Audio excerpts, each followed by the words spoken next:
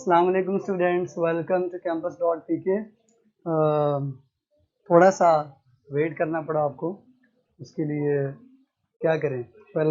उसके लिए वेलकम करें आज आप मुझे, ठीक है, ताकि पता चले कि आप पहले से क्लास में बैठे हुए थे। ओके स्टूडेंट्स, अच्छे बच्चे हैं ना। तो आज हम स्टार्ट करेंगे अपना next topic which is about cellular respiration. Bio energetics के अंदर हमारा आज सेलुलर रेस्पिरेशन मेरा ख्याल है शुरू होकर ख़त्म भी हो जाएगा। उम्मीद तो पूरी है, बाकी ना ख़त्म हुआ तो एक अलग चीज़ है, लेकिन मैं उम्मीद करूँगा कि ये ख़त्म हो जाए, ठीक है। नहीं तो कल तो हमने ख़त्म करना ही करना है। नहीं स्टूडेंट्स, सबसे पहले आज के FLP का मैं सिलेबस दोबारा से अनाउंस कर दूं।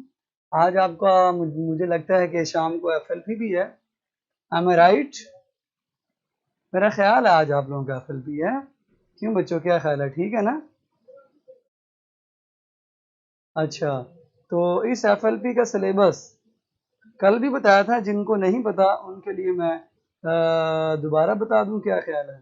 बल्कि रिपीट कर देते हैं। आज का जो FLP होगा बच्चों, उसका सिलेबस वही है जो मैंने कल बताया था, ठीक है। और जो कल टेस्ट होगा FLP का सिलेबस चैप्टर नंबर 4+5, ठीक है। मैनेजमेंट से आप सेल्फीज बनाने के साथ साथ ये नोट भी कर ले कि चैप्टर नंबर 4+5 का आज आप लोगों का सिलेबस होगा 4+5, ठीक है।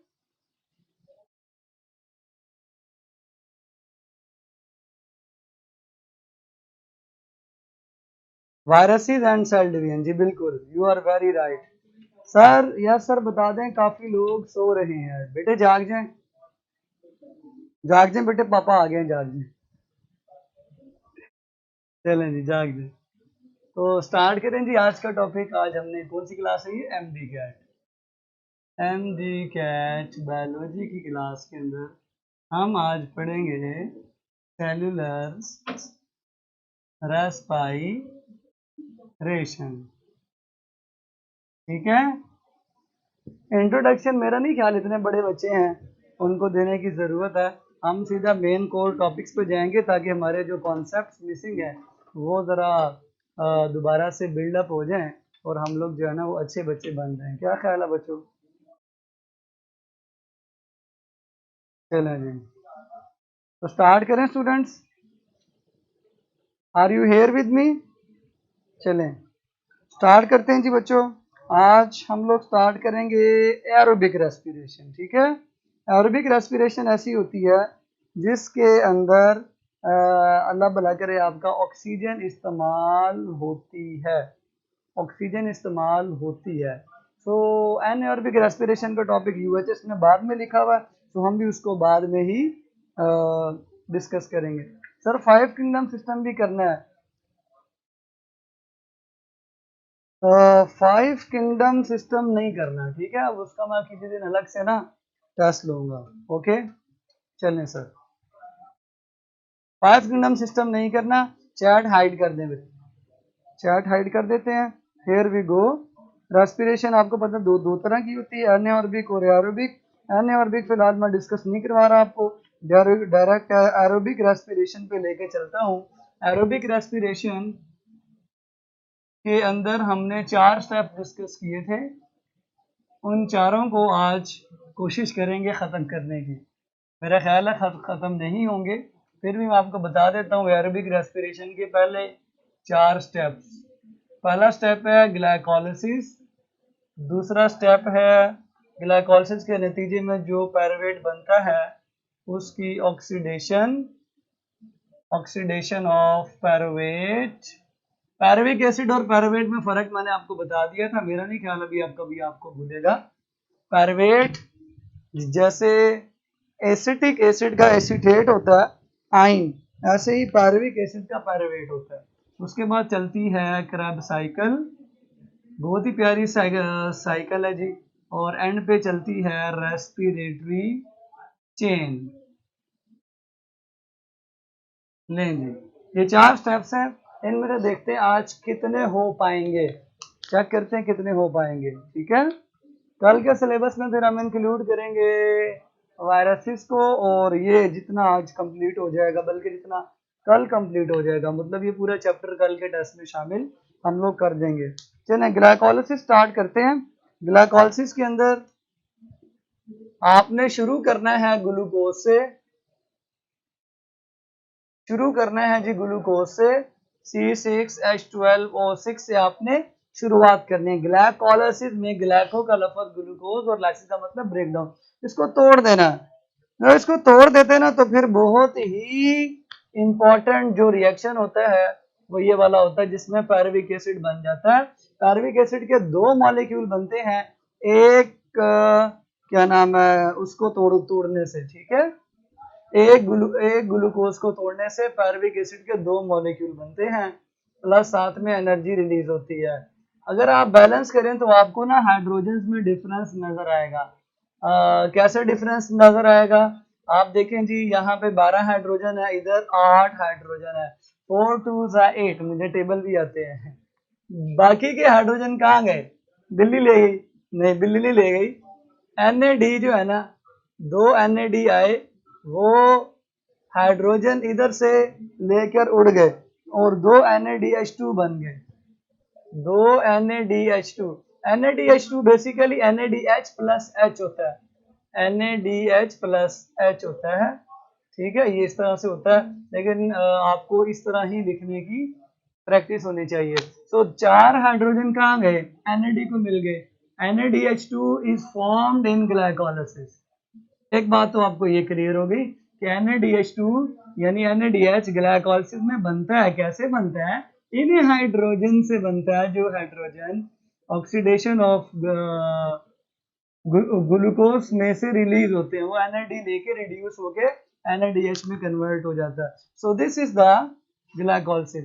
अब ये बन गया जी pyruvic acid. This is what, this is pyruvic acid, जिसको हम पायरुवेट भी कहते हैं, पायरुविक। अब ये पायरुविक एसिड जो है ना डिपेंड करता है अवेलेबिलिटी ऑफ ऑक्सीजन पे, ये कहाँ जाएगा। इससे बहुत कुछ बन सकता है आगे, बहुत कुछ इसके पाथवे में बन सकता है। विदाउट ऑक्सीजन इसने कहाँ जाना, विदाउट ऑक्सीजन इसने कहाँ जाना, और विद ऑक्सीजन इसने कहाँ जाना। सिंपल सी बात है, विदाउट ऑक्सीजन ये फर्मेंटेशन की तरफ चला जाता है, एनाएरोबिक रेस्पिरेशन की तरफ, और विद ऑक्सीजन जो आज हम पढ़ने लगे हैं उस पे चला जाएगा। सो विदाउट ऑक्सीजन को हम फिलहाल छोड़ देते हैं, क्या याद करेंगे, इसको हमने माफ कर दिया। हम विद ऑक्सीजन पे देखते हैं जी ये कहाँ जाएगा, चेक करते हैं जी ये कराची तक जा पाएगा कि नहीं जा पाएगा। So here we go to the glycolysis. ठीक है, पहले तो देखेंगे पायरुविक एसिड बनता कैसे। सो कुछ इंपॉर्टेंट पॉइंट्स हैं जिसको मैं एमसीक्यूज के हवाले से आपको समझा देता हूं। पहला एमसीक्यूज है जी, glycolysis, glycolysis takes place in, आपको अल्फा मिलेगा क्लोरोप्लास्ट, क्लोरोप्लास्ट, बीटा आपके पास मिलेगा माइटोकॉन्ड्रिया, सीटा यानी चार्ली आपके पास होगा साइटोसोल, और डेल्टा होगा ऑल ऑफ दीज। मुझे ख्याल है कि मुझे इंक भर लेनी चाहिए मार्कर के अंदर। चले, मेरे पास दूसरा मार्कर भी है, इसके अंदर ज्यादा इंक है। चले, तो ग्लाइकोलाइसिस के बारे में याद रखें, इट अकर्स इन साइटोसोल। हमें पता है कि रेस्पिरेशन माइटोकॉन्ड्रिया में होती है। ये मैं सेल बनाने लगा हूँ, ये सेल है, इस सेल के माइटोकॉन्ड्रिया, इतना बड़ा माइटोकॉन्ड्रिया नहीं बनाना, थोड़ा छोटा कर लें। ये माइटोकॉन्ड्रिया है, इसके अंदर रेस्पिरेशन तो होगी, लेकिन पायरुवेट पहले ही साइटोप्लाज्म में बन चुका होगा, वो बनने के बाद माइटोकॉन्ड्रिया में एंटर होगा। ये बात समझ लें, रेस्पिरेशन सारी माइटोकॉन्ड्रिया में नहीं होगी, ये बात भी समझ लें। उसके मेन स्टेप्स जो है ना, क्रेब्स साइकिल वगैरह, वो होंगे माइटोकॉन्ड्रिया में। यानी ये पायरुविक एसिड का बनना इस takes place in the cytoplasm, ये साइटोसोल के अंदर होता है। चलें, चलते हैं जी आगे, इसको मिटा देते हैं यहां से। कैसे होगा ये सारा कुछ, कैसे होगा, कैसे होगा, ठीक है। दो तीन चीजें और देख लें। इसके लिए क्या क्या चीजें इंपॉर्टेंट है। इसके लिए आपको ऑक्सीजन चाहिए नहीं चाहिए, ऑक्सीजन चाहिए नहीं चाहिए, नहीं चाहिए। इसके लिए ग्लूकोज चाहिए, चाहिए। इसको कैरी आउट करने वाले एंजाइम्स चाहिए, चाहिए। एनएडी चाहिए, चाहिए। ये वो रिक्वायरमेंट्स हैं तीन। ऑक्सीजन नहीं चाहिए ग्लाइकोलाइसिस के लिए। सो ये हिंट्स हैं आपको, मैंने एमसीक्यूज के तौर पे याद रखने के लिए दी है। ऑक्सीजन नहीं चाहिए और क्या क्या चाहिए जी आपको मैंने बता दिया। एनएडी चाहिए, एंजाइम्स चाहिए और ग्लूकोज तो खुद तो चाहिए ही होगा, ग्लूकोज तो चाहिए ही होगा। इसकी फेजेस की तरफ चलते हैं। इसकी दो फेजेस हैं बच्चों, दो फेजेस हैं। पहली फेज को हम कहते हैं प्रेपरेटरी फेज, प्रेपरेटरी फेज, जिसके अंदर आपका ग्लूकोज तैयार किया जाएगा दुल्हन बनाने के लिए और तोड़ने के लिए। और दूसरे में इसकी ऑक्सीडेशन कर दी जाएगी, ऑक्सीडेटिव फेज, ऑक्सीडेटिव फेज। तो दोनों फेजेस को आज एक्सप्लेन करेंगे। हमारा टारगेट क्या होगा, we will start from glucose, ये आपके सामने मैंने मेंशन कर दिया बच्चों, ग्लूकोज। और हमारा जो एंड होगा इस टॉपिक का वो हमारा इधर एंड होगा, यहाँ पे, क्योंकि ये इतना लंबा नहीं है तो यहाँ पे हमारा एंड होगा पायरुविक एसिड। सो इधर से हमने जाना है इधर तक। देखते हैं जी बीच बीच में क्या क्या गड़बड़ेशन होगी, क्या क्या चीजें चलती जाएंगी, सारा कुछ हम देखेंगे। प्रेपरेटरी फेज में शुगर बनेगी, याद रखें। प्रेपरेटरी फेज में शुगर बनेगी, शुगर बन जाएगी। और ऑक्सीडेटिव फेज के अंदर पायरुविक एसिड बन जाएगा, जिसको हम एसिड कहते हैं। तो शुगर से एसिड बनने लगा है। तो मेरा नहीं ख्याल, आपको मैंने कल नहीं बताया था कि जब शुगर एसिड में कन्वर्ट होता है तो ऑक्सीडेशन होती है, और जब एसिड शुगर में कन्वर्ट होता है तो रिडक्शन होती है। So today we are making acid from sugar. पहले शुगर कौन सी है जी, हेक्सोस, 6 कार्बन वाली। फिर ट्रायोस शुगर बन जाती है, बल्कि मैं लिख ही देता हूं यहाँ पे, हेक्सोस कन्वर्ट हो जाता है इसके अंदर ट्रायोस शुगर के अंदर। ये बड़ा इंपॉर्टेंट पॉइंट मैंने लिख दिया है, आपको बड़ा आसान लगेगा जब आप ये पॉइंट ग्लाइकोलाइसिस पे अप्लाई करेंगे। 6 कार्बन वाली शुगर हेक्सोस कन्वर्ट हो जाती है 3 कार्बन वाली शुगर ट्रायोस में, फिर ट्रायोस से आगे 3 कार्बन वाला एसिड बनता है। चलें जी शुरू करते हैं। ट्रायोस का नाम भी आपको मैं ग्लाइकोलाइसिस के अंदर ही समझा दूंगा। तो टाइम ज़ाया किए बगैर ग्लाइकोलाइसिस का प्रोसेस समझाना शुरू करते हैं आपको। सबसे पहले आपके पास मौजूद है ग्लाइकोलाइसिस। ग्लाइकोलाइसिस सबसे पहले स्टेप के अंदर ग्लूकोज है। सबसे पहले ग्लूकोज सबसे पहले स्टेप में क्या करेगा, एटीपी से फॉस्फेट लेकर ग्लूकोज 6 फॉस्फेट में कन्वर्ट हो जाएगा। और इसको करने वाला एंजाइम पता कौन सा, ग्लूकोकाइनेज, जो आपने मोडी के अंदर पढ़ा था कि ये एंजाइम ना हो तो पहला स्टेप नहीं होता। यहाँ पे ये एंजाइम वैसे ही आपको बता रहा हूँ, लेकिन एंजाइमोलॉजी वैसे करनी नहीं होती, कुछ टीचर्स करवा देते, लेकिन कोई फायदा नहीं है एंजाइमोलॉजी करने का, पेपर में क्वेश्चन नहीं आते। ग्लूकोकाइनेज एंजाइम होता है जो ग्लूकोज को कन्वर्ट कर देता है ग्लूकोज 6 फॉस्फेट में। और आपने पढ़ा था मेरे प्यारे बच्चों मोडी के अंदर, मोडी डायबिटीज जो होती है ना, MODY, MODY mature onset of diabetes in young, तो उसमें ग्लूकोकाइनेज एंजाइम नहीं होता, जिसकी वजह से ग्लाइकोलाइसिस नहीं हो पाती, ग्लूकोज टूटता नहीं है, आगे नहीं जा पाता, फिर ग्लूकोज बढ़ता जाता है और डायबिटीज हो जाती है। तो ये मैंने हिंट दे दिया आपको ताकि आपको कभी परेशानी ना हो कि यार ये डायबिटीज में ग्लूकोज बढ़ क्यों जाता है। वो टूटता नहीं है ना, जमा होता रहता है। टूटेगा क्यों नहीं, क्योंकि ग्लाइकोलाइसिस ही नहीं हो रही। सो ग्लूकोज 6 फॉस्फेट बन गया जी पहले स्टेप के अंदर। ये फॉस्फेट इसके 6ठे कार्बन पे आके लग जाएगा। सो कल की तरह मैं दोबारा से आपके सामने चेन भी बनाता जाऊंगा ताकि आपको परेशानी कोई ना हो। सो ये ग्लूकोज की चेन है जिसके 6ठे यहाँ पे नहीं था, इधर हमें बनाना पड़ेगा। ताकि आपको बिफोर एंड आफ्टर का फर्क पता चल जाए। ये ग्लूकोज 6 फॉस्फेट है। अब एक आइसोमरेज एंजाइम आएगा, आइसोमरेज, वो ग्लूकोज के आइसोमर में कन्वर्ट कर देगा। यू नो ग्लूकोज और फ्रुक्टोज आइसोमर है एक दूसरे के, एल्डो और कीटो का फर्क है दोनों ही शुगर, तो सेम चेन बनेगी।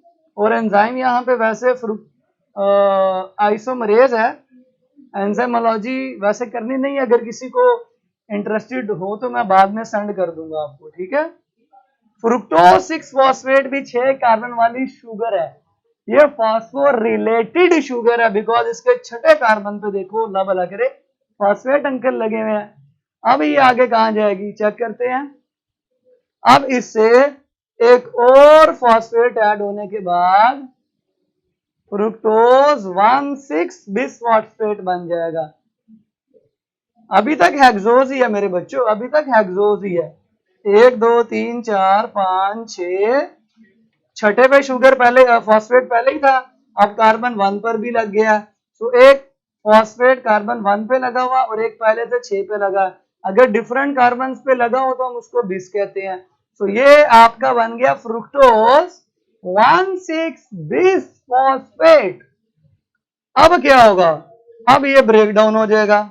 जैसे ही बच्चों ये ब्रेक डाउन होएगा, ये शुगर हेक्सोज है, इस हेक्सोज शुगर की ब्रेक डाउन से 2 शुगर्स बन जाएंगी। ये हेक्सोज है, फ्रुक्टोज 6 कार्बन वाली शुगर है। तो बच्चों मैं दरमियान से तोड़ने लगा हूं, एलो जी ए टूट गई जी, ये टूट गई। तो खैर अभी तो जुड़े रखे ना, आगे जब हम इसके लिखेंगे प्रोडक्ट फिर हम इसको तोड़ देंगे। 2 प्रोडक्ट बनेंगे, एक एल्डो शुगर, ये एंजाइम एल्डोलेस काम करेगा। एक शुगर वही वाली जो हमने पढ़ी थी वहां पे जो फोटोसिंथेसिस में बनती है, ग्लिसरॉल्डिहाइड 3 फॉस्फेट। और दूसरी बनेगी जो मैंने आपको कार्बोहाइड्रेट्स के मोनोसेक्राइड में समझाई थी, डाइहाइड्रोक्सी एसीटोन फॉस्फेट। और ये भी एक दूसरे की आइसोमर्स हैं, सेम फॉर्मूला इनका। बता दूं फॉर्मूला इनका, किसी को अगर प्रॉब्लम है तो ये फॉर्मूला लिख ले, C6H12O6 कन्वर्ट हो चुका है C3H6O3 में, ये ट्रायोज का फॉर्मूला है, ट्रायोज शुगर। G3P का भी यही फॉर्मूला है और DHAP का भी यही फॉर्मूला है। फर्क यह है कि ये एल्डो है, ये एल्डो शुगर है ट्रायोस, और ये प्यारी सी कीटो शुगर है जो मैंने आपको कार्बोहाइड्रेट्स में समझाया। सो 2 शुगरें बन गई है जी ट्रायोस। अब इनको ड्रॉ कर देते हैं, दोनों के तीसरे कार्बन पर फॉस्फेट है, इधर भी ड्रॉ कर दें इधर भी ड्रॉ कर दें, ताकि पता चल जाए ना दरमियान से टूट गया था, इसको मैंने ऐसे कर दिया। तो ये 6 वाली शुगर 2 वाली 3 वाली 2 शुगर्स में ब्रेक डाउन हो गई। ये 6 वाली शुगर थी, 2 शुगर्स बन चुकी हैं 3 वाली। So these are still sugars. यहां पे एंड हुई हमारी प्रेपरेटरी फेज, हम लोग कामयाब हो चुके हैं हेक्सोज से ट्रायोज बनाने तक। ये जो फॉस्फेट आया है पहले स्टेप में और इस स्टेप में, इस फॉस्फेट को एटीपी मुहैया करता है, वो सप्लाई सारी फॉस्फेट की आपको पता है एटीपी देता होता है, यहां पर भी एटीपी आएगा और फॉस्फेट मुहैया करेगा। सो 2 एटीपी तो बच्चों इस्तेमाल हो गए हैं। अब चेक करते हैं हम कितने एटीपी बना पाते हैं। यहां तक तो मेरे बच्चों मेरा ख्याल है क्लियर हो गया। फॉरवर्ड एसिड थोड़ा आगे बनेगा तो हम इसको इधर से मिटा देते हैं और आगे चलते हैं। चलें आगे। मैं रिक्वेस्ट करूंगा कैमरे का एंगल अगर इधर नहीं आ रहा तो इधर कर दिया जाए ताकि बच्चों को ये क्लियर नजर आए।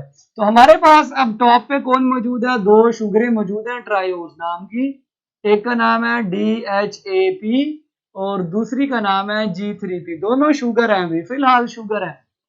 एक एल्डो है और एक कीटो है। इनको बनाने वाला एंजाइम एल्डोलेस था, अगर जरूरत हुई तो मैं आपको शेयर कर दूंगा।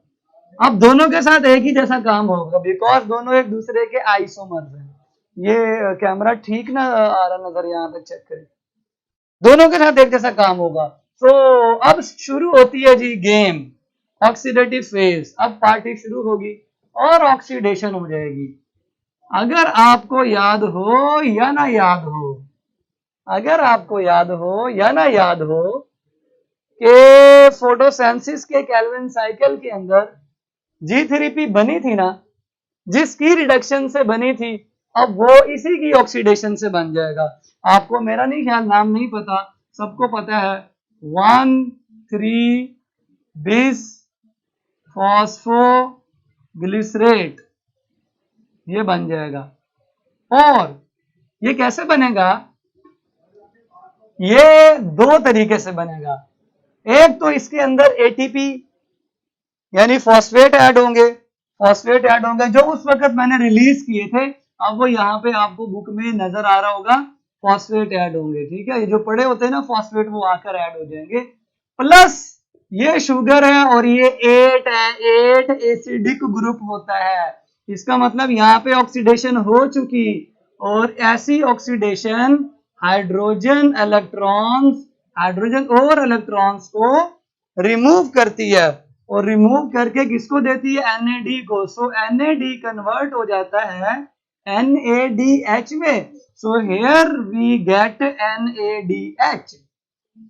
देखो वही रिवर्स है, हमने केल्विन साइकिल में 1,3-bis फॉस्फोग्लिसरेट से क्या बनाया था? G3P, और हमने उसको रिडक्शन का नाम दिया। आज मैं कह रहा हूं कि मैं G3P से वापस ग्लिसरेट बना रहा हूं, तो सिंपल सी बात है, ये ऑक्सीडेशन होगी। अब हम इसका फॉस्फेट भी रिमूव कर दें जो अभी यहाँ पे आके लगा है, तो ये इस तरह से आपके सामने उधर भी था और यहाँ भी है। लो जी, पहले कार्बन से फॉस्फेट रिमूव कर दिया जाएगा और वो एडीपी को मिलकर एटीपी बना दिया जाएगा। ले जी, तो पहले कार्बन से फॉस्फेट निकाला तो ये पीछे बच गया 3-फॉस्फोग्लिसरेट। अभी निकाल देते हैं। ये देखें, ये 3 कार्बन है, थर्ड पे फॉस्फेट लगा हुआ, 1 वाला मैंने निकाल दिया। कहाँ गया 1 वाला फॉस्फेट? वो एडीपी को मिल गया और वो कन्वर्ट होगा एटीपी में। सेम यही काम यहाँ भी हो रहा है। सो एक एटीपी हमें इधर और एक एटीपी हमें इधर भी मिल रहा है, जो DHAP से होगा। 3-फॉस्फोग्लिसरेट के थर्ड कार्बन पे बच्चों फॉस्फेट है। अब क्या होगा? ये मूव करके दूसरे कार्बन पे चला जाएगा, सेकंड कार्बन पे। 2-फॉस्फोग्लिसरेट, चले लेके जाते हैं जी इसको। चलो भाई उठो, यहां से उठ के इधर आ जाओ। This is called rearrangement. Carbon number 2 पे फॉस्फेट लग गया, कार्बन नंबर 3 से उठ गया। अब 2-फॉस्फोग्लिसरेट क्या करेगा? इसमें से वाटर रिलीज हो जाएगा, इसमें से वाटर रिलीज हो जाएगा और फिर बनेगा फॉस्फोइनोल पैरावेट। फॉस्फोइनोल पैरावेट क्या बन जाएगा? Phosphoenol paravet. Water molecule release हो जाएगा, यहां से पानी निकल जाएगा। पानी के निकलने से पीछे जो आपके पास प्रोडक्ट बचेगी वो होगी फॉस्फोइनोल पैरावेट। ये अब पैरावेट की तरफ गामजन है। फॉस्फोइनोल पैरावेट में स्टिल फॉस्फेट लगा हुआ है, फॉस्फेट निकाल दें। जैसे ही फॉस्फेट निकल जाएगा तो फिर बनेगा इनोल पैरावेट। इनोल पैरावेट बन जाएगा। फॉस्फेट कहां जाएगा? एडीपी के पास चला जाएगा और एडीपी कन्वर्ट हो जाएगा एटीपी में। आपकी बुक में जो सीरीज या पाथवे बना हुआ है ना, उसमें ये वाला स्टेप खाया हुआ उन्होंने। उनको भूख लगी हुई थी तो उन्होंने खा लिया। लेकिन आपने याद रखना है, फॉस्फोइनोल पैरावेट डायरेक्ट पैरावेट में कन्वर्ट नहीं होता, पहले वो इनोल पैरावेट में कन्वर्ट होता है। देखो, इनोल और फॉस्फोइनोल में फॉस्फेट गायब है, कहां गया? एडीपी को मिल गया, जो कि एटीपी में कन्वर्ट हो गया। तो हमें 2 मजीद एटीपी मिलेंगे, एक एटीपी इधर और एक एटीपी इधर। इनोल पैरावेट का जब इनोल ग्रुप भी निकल जाएगा तो आखिर में हमारे पास सिर्फ और सिर्फ पैरावेट बन जाएगा। Here is the paravet. हम कामयाब हो चुके हैं पैरावेट बनाने में, और ये वाला भी सारा प्रोसेस ऐसे ही होगा, ऐसे ही होगा, और इससे भी एक पैरावेट बन जाएगा। सो 2 पैरावेट बनेंगे एक ग्लूकोज के मॉलिक्यूल से। This is the pathway in which sugar, ये दोनों शुगरें हैं, एक कीटो शुगर है एक एल्डो शुगर है। शुगर ऑक्सीडेशन के तहत कन्वर्ट हुई। ये तीन चीजें वही हैं जो केल्विन साइकिल में पुठी पड़ी थी हमने।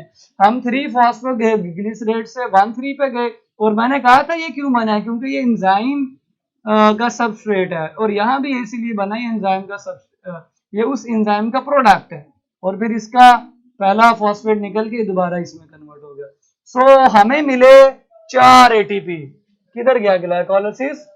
हमें मिले 4 एटीपी। 4 एटीपी पैदा हुए, 2 एटीपी इस्तेमाल हुए। ये देखिए, एक इस्तेमाल, 2 इस्तेमाल। प्रेपरेटरी फेज में 2 एटीपी इस्तेमाल हुए और ऑक्सीडेटिव फेज में 4 बने हैं, 2 इस तरफ 2 इस तरफ। चेक करें बुक पे। तो टोटल हमारे पास नेट 2 एटीपी बने ग्लाइकोलाइसिस के अमल में और हम इसी से खुश हैं। हम इसी से खुश हैं। This is very important MCQ. बने कितने? 4। इस्तेमाल कितने में? 2। रह कितने के? 2 ATP. So here is the complete description of glycolysis. If you have any question, what is the reason of rearrangement? बेटे वो एंजाइम का सबस्ट्रेट नहीं बन सकता जब तक वो रीअरेंज ना हो। चलें जी, इनके खोलें, जरा खोल दें इनको, इनको आजाद करें, देखते हैं जी कितना उड़ते हैं आज। हाँ जी बच्चों, if you have any question regarding glycolysis then ask me. मैंने तो शुगर से बना दिया जी एसिड, एसिड बना दिया। एसिड है ना, एसिड है, पायरुविक एसिड, पायरुवेट। चलें जी, कोई क्वेश्चन है तो पूछे, नहीं तो आगे चलें।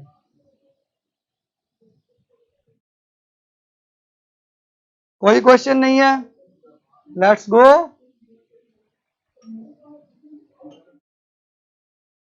चलें जी, लेट्स गो फॉरवर्ड। अभी मैंने लिखा हुआ है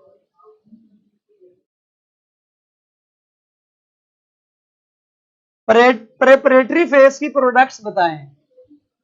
क्वेश्चन है मेरा एमसीक्यू, डायरेक्टली लिख रहा हूं, आंसर आप बताएं। MCQ, what are the products of preparatory phase? Preparatory phase की प्रोडक्ट्स बताओ बच्चों। सर एनएडीएच 3 एटीपी नहीं होते बेटे, वो तो बात की बात है ना, हम डायरेक्ट एटीपी बनने की बात कर रहे हैं। लें जी, नेट गेन 2 एटीपी, यस बिल्कुल। हाँ जी, what are the products of preparatory phase? जल्दी से बताएं। हम आगे साइकिल चलाने लगे हैं बड़ी प्यारी, इंशाल्लाह काम आएगी आपकी। NADH से भी 2 एटीपी बेटे, वो बात की बात है। फिलहाल मुझे ये बताएं कि व्हाट, वेरी गुड, ट्रायोसिस। कौन कौन सी ट्रायोसिस? G3P यानी ग्लाइसरल्डिहाइड 3 फॉस्फेट। ये दोनों जो प्रोडक्ट्स हैं ये एसिड्स हैं, अल्कोहल्स हैं या शुगर्स हैं? ये बताएं। जो प्रेपरेटरी फेज की प्रोडक्ट्स हैं ये अल्कोहल्स हैं, शुगर्स हैं या फिर ये एसिड्स हैं? जल्दी से बताएं। बिल्कुल नाम ठीक बताया। अब यही बता दें इनकी नेचर क्या है। नेचर, चले जल्दी से बताएं नेचर।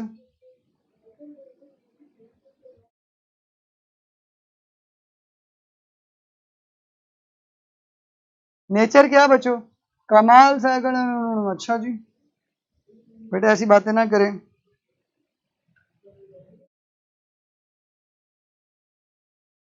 शुगर है सर, बुक में फ्रुक्टोज 1,6 आपने बिसफॉस्फेट लिखा हुआ बेटे, बिस ही होता है, ठीक है, बिस ही लिखा हुआ बेटे, बिस लिखा हुआ है बेटा, ध्यान में देखें, बिस लिखा हुआ है, बिस लिखा हुआ, परेशान ना हुआ करें।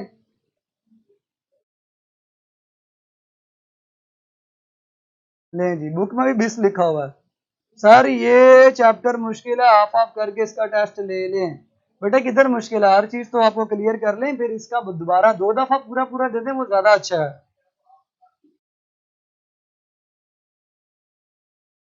हाँ जी बच्चों, नहीं जी, नेचर इज ब्यूटीफुल है, ये क्या? ओके जी, क्लियर हो गया। आगे चलते हैं, आगे चलते हैं। आपकी बुक के अंदर पायरुवेट को डायरेक्ट माइटोकॉन्ड्रिया में नहीं भेजा, हम भी नहीं भेजेंगे। डायरेक्ट माइटोकॉन्ड्रिया में नहीं भेजा, हम भी नहीं भेजेंगे। हम कहाँ भेजेंगे? अभी आपको चेक कराते हैं जी, कहाँ भेजेंगे, कहाँ भेजेंगे जी हम। ये जो आपका अल्लाह भला करे पायरुविक एसिड बना है, ये एक सेल के साइटोसोल में बन गया, इधर बन गया C3H4O3। ये माइटोकॉन्ड्रिया में एंटर होने से पहले, आपकी बुक की लाइन है, before entering into the mitochondria, ये कन्वर्ट हो जाएगा एसिटिक एसिड में, और उसके बाद ये एसिटाइल को एंजाइम से रिएक्ट करके कोएंजाइम से रिएक्ट करके एसिटाइल को एंजाइम में कन्वर्ट होगा, फिर इसका ग्रेफ साइकिल शुरू होगा। तो इसको आगे लेके चलते हैं जी पायरुवेट अंकल को। सो टारगेट है पायरुवेट। सबसे पहले पायरुवेट क्या करेगा, कार्बन डाइऑक्साइड को निकालने से एसिटिक एसिड में कन्वर्ट हो जाएगा। फॉर्मूला है जी C3H4O3, 3 कार्बन वाला पायरुवेट होता है जिसका फॉर्मूला है C3H4O3। Okay, pyruvic acid convert होगा एसिटिक एसिड में, एसिटिक एसिड में कन्वर्ट हो जाएगा जिसका फॉर्मूला होता है CH3COOH। एक कार्बन कहाँ गई, कहाँ गई, एमसीक्यूज में याद रखना है, एक कार्बन मिट गई, अब ये 2 कार्बन वाला मॉलिक्यूल बाकी रह गया है, एसिटिक एसिड बन गया जी। अभी माइटोकॉन्ड्रिया में दाखिल नहीं हुए हम, चलें चलते हैं माइटोकॉन्ड्रिया में। Here we go. माइटोकॉन्ड्रिया में जाने से पहले एक और काम होना है, बल्कि 2 काम एक साथ होने हैं। एक तो इसमें से इसकी ऑक्सीडेशन हो जाएगी, तो सेकंड स्टेप हमारा कहाँ गया, मिटा दिया। चलें पायरुवेट की ऑक्सीडेशन करवा रहे हैं जी हम लोग, पायरुवेट की ऑक्सीडेशन करवाने लगे हैं। चेक करें, पहले डीकार्बोक्सिलेशन से एक कार्बन जाया हो गया। अच्छा, ये इधर लिखे हुए बुरे लग रहे हैं, इधर लिख रहे हैं ताकि पता लगे 3 कार्बन वाला पायरुविक एसिड है और 2 कार्बन वाला एसिटिक एसिड है। अब इसकी ऑक्सीडेशन होगी, ये तो हो गई डीकार्बोक्सिलेशन। डीकार्बोक्सिलेशन क्यों कहा, बिकॉज कार्बन निकल गई, कार्बन डाइऑक्साइड की शक्ल में निकल गई ना, गई। चेक करते हैं अब ऑक्सीडेशन कौन सी होगी, वही जो पहले हुई है, हाइड्रोजन को रिमूव करने वाली। तो वो किसको मिल जाएंगे, हाइड्रोजन, अगेन NAD को मिल जाएंगे। NAD की मौजें लगी हुई हैं, NAD कन्वर्ट हो जाएगा NADH में, और इसके अंदर ऐड क्या होगा, ऐड होगा कोएंजाइम A। कोएंजाइम A का पूरा फॉर्मूला कोएंजाइम ASH होता है, इसको खोल के लिखने की जरूरत नहीं है, बस आपने ये याद रखना है कि ये एक्टिव नहीं है। ये जो आपका अंकल एसिटिक एसिड है, it is not active, coenzyme आने से ये एक्टिव हो जाता है। सो एक चीज दाखिल हुई और एक चीज निकल गई। निकले कौन है, हाइड्रोजन, किसको मिले, NADH, NAD को बन गया NADH। सो ऑक्सीडेशन भी साथ ही हुई, ऑक्सीडेशन भी इसी स्टेप में हुई, प्लस एक्टिवेशन भी इसी स्टेप में हुई, एक्टिवेशन भी इसी स्टेप में हुई। कोएंजाइम A के आने के बाद ये एक्टिव हो गया, एक्टिव होने के बाद इसका नाम बनेगा एसिटाइल कोएंजाइम A। ये हमारा टारगेट था जो बच्चों अब क्रेब्स साइकिल के अंदर एंटर होगा, एसिटाइल कोएंजाइम A। अगर आपको मैं इसका थोड़ा सा लिखने का तरीका बता दूं तो कभी इंशाल्लाह याद करेंगे मुझे, CH3COOH, ये एसिटिक एसिड होता है ना मेरा बच्चों, ऐसे ही होता है, बिल्कुल हमने पढ़ा हुआ है। जब कोएंजाइम A आता है तो सिंपल इज दैट वो इस हाइड्रोक्सल ग्रुप के साथ रिएक्ट करता है और इधर से ये रिमूव हो जाता है ग्रुप, और रिमूव होने के बाद S के जरिए, सल्फर के जरिए कोएंजाइम A अटैच हो जाता है। सल्फर के मेरा ख्याल है 2 बॉन्ड ही होते हैं, सल्फर ऑक्सीजन का बेली है ना, तो OH ग्रुप निकल गया वहां से, OH के निकलने से, ठीक है, वहां पे बॉन्ड खाली हुआ और वो बॉन्ड को एंजाइम से, ये देखिए इसका H है ना, बल्कि मैं लिख ही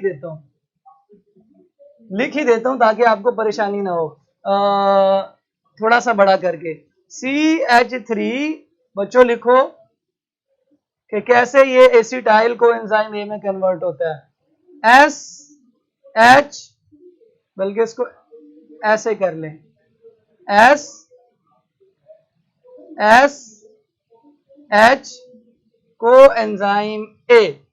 लें जी, थोड़ा बड़ा हो जा, क्यों मेरा वो टाइम जाया करता है, ये बहुत मार्कर खराब है। ले जी, अब देखें जी, ये है हमारा coenzyme A, this is coenzyme A, और ये, और अब आप, मेरा नहीं ख्याल, आपको पता नहीं है क्या हो रहा है, सबको पता चल रहा है, गया पीछे बचा सल्फर। सल्फर की मदद से ये बाइंड कर जाएगा और एक्टिव एसीटेट में कन्वर्ट हो जाएगा, ऐसे, ठीक है जी। Coenzyme A, this is our active acetate, जिसको हम एसिटाइल कोएंजाइम ए कहेंगे। This will now enter the mitochondrial membrane. अब ये माइटोकॉन्ड्रिया की मेम्ब्रेन में क्रिस्टी तक पहुंचेगा और क्रिस्टी के अंदर मौजूद एंजाइम्स इसका क्रैब साइकिल चलाएंगे। सो हम भी इसका साइकिल चलाते हैं टाइम जाया किए बगैर। इस रिएक्शन को नोट कर लें, इंशाल्लाह आपको फायदा होगा फ्यूचर के अंदर।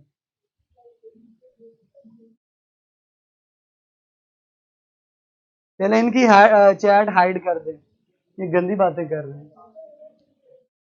लें जी, एक्टिव एसीटेट इस तरह से रिएक्शन करके बनेगा, ये ध्यान से नोट कर लेना, कभी मुझे ये ना कहना सर पता नहीं चला खाली एसीटेट एसिटाइल को एंजाइम में कैसे कन्वर्ट हो गया।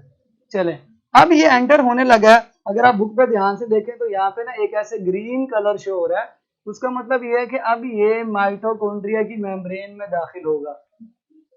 मेम्ब्रेन में एंजाइम्स वगैरह मौजूद होंगे, ये उन एंजाइम्स के साथ रिएक्शन करता चला जाएगा और एक साइकिल के तहत पूरा क्रैब साइकिल कंप्लीट हो जाएगा, जिसको सबसे पहले किसने शुरू किया था?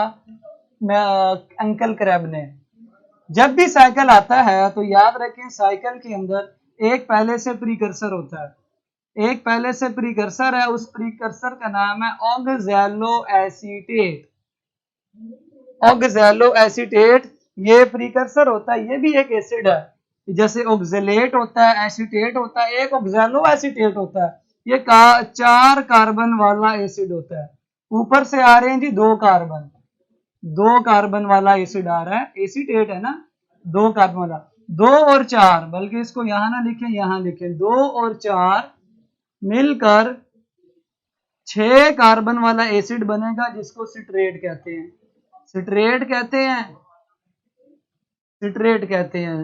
1 2 3 4 5 6, 6 वाला एसिड बन गया, 6 कार्बन वाला एसिड सिट्रेट बन गया।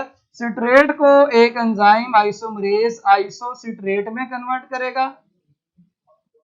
आइसोसिट्रेट में भी 6 ही कार्बन है। अब कार्बन कम होना शुरू हो जाएंगे, कहां जाएंगे? कार्बन डाइऑक्साइड की शक्ल में निकलना शुरू हो जाएंगे। चले हम भी निकालना शुरू करते हैं, हम क्यों बैठे हुए हैं। पहला कार्बन निकलेगा, हम कहेंगे कार्बोक्सिलेशन, डी कार्बोक्सिलेशन भी हुई, साथ ऑक्सीडेशन भी हुई। ऑक्सीडेशन में हाइड्रोजन निकलेंगे और वो NADH में कन्वर्ट कर देंगे NAD को। ओके, ये हाइड्रोजन, इसका एंजाइम डिहाइड्रोजिनेज होगा, जो इधर से हाइड्रोजन निकाल के NAD को दे रहा है। अब पीछे बचे 5 कार्बन, और 5 कार्बन वाला जो अब एसिड होगा, इसका नाम याद रखें अल्फा कीटोगुलिटरेट, गुलिटरेट, कीटोगुलिटरेट। 5 कार्बन वाले एसिड के साथ फिर से यही काम होगा, एक नहीं 2 बारी, एक बारी फिर, शेर नहीं कहना, ठीक है। अगेन यही प्रोसेस होगा, एक कार्बन डाइऑक्साइड की शक्ल में कार्बन निकल जाएगी और हाइड्रोजन निकलकर मिलेंगे NAD को, और अगेन एक दफा ऑक्सीडेशन हो जाएगी। 2 मर्तबा डी कार्बोक्सिलेशन हो चुकी, 2 मर्तबा जो है ना वो ऑक्सीडेशन। ऑक्सीडेशन कौन सी वाली है? ऐसी स्पेशल ऑक्सीडेशन को बच्चों आपकी बुक में नाम दिया हुआ है बायोलॉजिकल ऑक्सीडेशन। ये नोट कर लें, ये स्पेशल किस्म की ऑक्सीडेशन है, स्पेशल किस्म की ऑक्सीडेशन है, which is brought to you by special enzymes known as dehydrogenase, क्योंकि ये वो ऑक्सीडेशन है जिसमें हाइड्रोजन निकलते हैं। सो क्रैब साइकिल में देखते हैं और कितनी मर्तबा ये होती है ऑक्सीडेशन। डिहाइड्रोजिनेज से होती है। अल्फा कीटो ग्लूटरेट कन्वर्ट होता है उसके बाद नेक्स्ट में, जिसको हम सक्सीनेट कहते हैं। इसके कार्बन कितने बनाने हैं हमने? 5, 1 2 3 4 5। अल्फा कीटो ग्लूटरेट के मैंने 5 कार्बन बनाए। अब जो प्रोडक्ट आएगा उसके 4 कार्बन होंगे और उसका नाम सक्सीनेट होगा। सक्सीनिक एसिड जो आपने पढ़ा था ना, सक्सीनेट। 4 कार्बन, 1 2 3 4। और इस दौरान एनर्जी चेंजेस आएंगी। उन एनर्जी चेंजेस से जीटीपी भी बनेगा और एटीपी भी बनेगा। जीटीपी और एटीपी दोनों प्रोडक्ट्स यहां पर बनेंगे। तो बन गया सक्सीनेट। अब सक्सीनेट के बाद एक मर्तबा फिर एक बारी फिर कंटिन्यूअसली कंसेक्टिव ऑक्सीडेशन से फ्यूमरेट बन जाएगा। और फ्यूमरेट जो होगा उसके 4 ही कार्बन होंगे, क्योंकि कार्बन अब कम नहीं हो रहे, 4 ही कार्बन है। लेकिन फर्क क्या है? ऑक्सीडेशन हो चुकी और एक और मर्तबा हाइड्रोजन निकल गए। लेकिन दिस टाइम हाइड्रोजन NAD को नहीं मिलेंगे, इस वक्त हाइड्रोजन FAD को मिलेंगे। सो FAD इंतजार कर रहा था, उसकी इंतजार की घड़ियां पूरी हुई।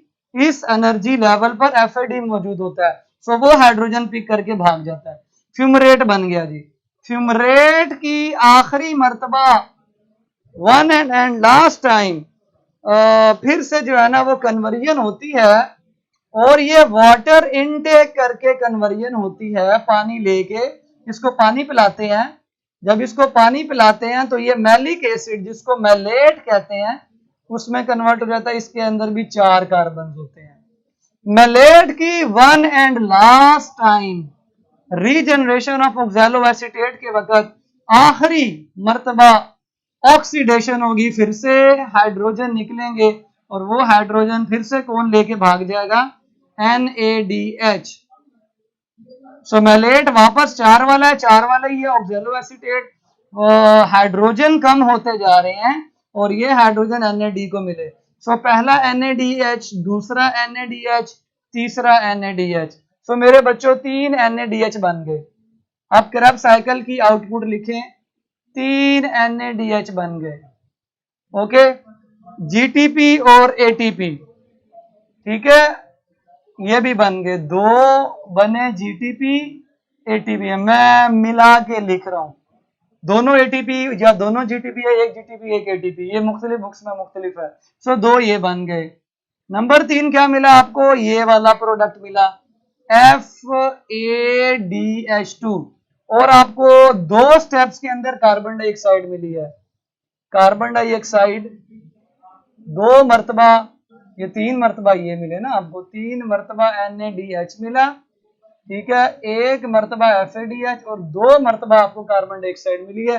These are the main MCQs related to Krebs cycle. ठीक है बच्चों, ये लिख लें, ये डब्बा है, 3 मर्तबा आपको। अच्छा, ये मैं इसमें लिखता जा रहा हूँ। What is this? पॉइंट्स बनाने थे, क्या हुआ? चले ऐसे कर ले, पहला पॉइंट, दूसरा पॉइंट, तीसरा पॉइंट, चौथा पॉइंट।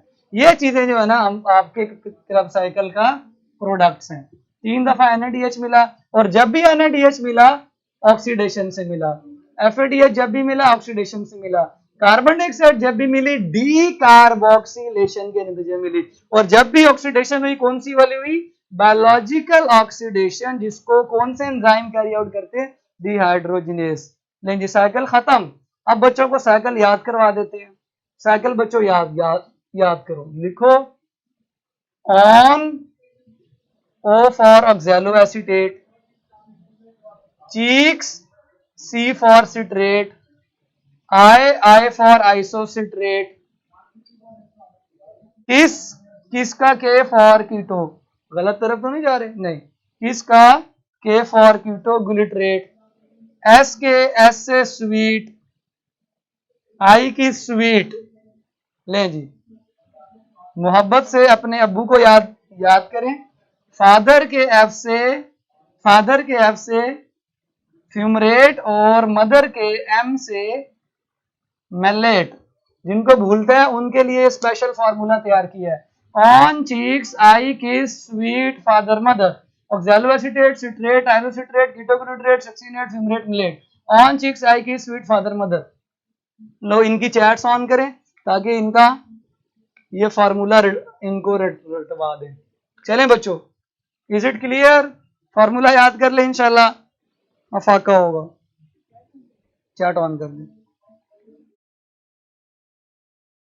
चलें, ये डब्बा बड़ा इंपॉर्टेंट है, ठीक है। पहली मरतबा डीकार्बोक्सिलेशन कब हुई, दूसरी मरतबा कब हुई, पहली मरतबा ऑक्सीडेशन, टोटल 4 मरतबा ऑक्सीडेशन हुई है क्रेब्स साइकिल के अंदर। 3 दफा आपको NADH मिला है और 1 दफा आपको FADH मिला है, ठीक है। चले नहीं जी बच्चों, आज के लिए इतना काफी है। मेरा ख्याल है आपको अब क्रेब्स साइकिल कभी नहीं भूलेगा। आई स्वीयर क्रेब्स साइकिल कभी नहीं भूलेगा। भूलेगा भाई? क्यों बच्चों भूलेगा? बच्चों भूलेगा कि नहीं? बोले नहीं भूलेगा। पाका हो गया बच्चों? ये डब्बा बहुत इंपॉर्टेंट है, कब कितनी मरतबा क्या हो रही है सारी चीजें याद करना, ठीक है जी। आसम फार्मूला याद करना है। चलें जी, अब लेक्चर यहाँ पे खत्म करते हैं। इंशाल्लाह हम मुलाकात करेंगे कल। आज का FLP सेल साइकिल और वायरस में से आएगा, और कल का जो टेस्ट होगा कंप्लीट वो इस चैप्टर का होगा जो हम अब पढ़ रहे हैं, ठीक है जी। इंशाल्लाह कल मिलते हैं। कल तक के लिए इजाजत दें, और अब आपका टेस्ट शो होने लगा, टेस्ट सॉल्व करें। अल्लाह हाफिज।